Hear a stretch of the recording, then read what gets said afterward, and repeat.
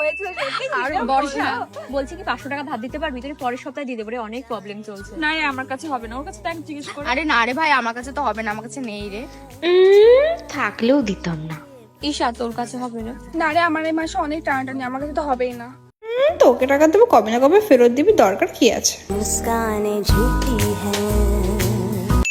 এখনই লাগবে? কি করি? ঠিক আছে আমি দেখছি, দাঁড়াও দেখছি কি করা যায়। কি হয়েছে?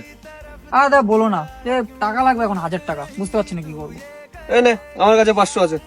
তোর কাছে কত আছে? নে নে। 500 আছে আমার কাছে, নে। দে। তোর কাছে কত আছে? 300। এই নে ভাই। এই এত টেনশনে কি আছে? মুখ পেঁচা করছিস। আমরা আছি তো। চল চাপ দিস না।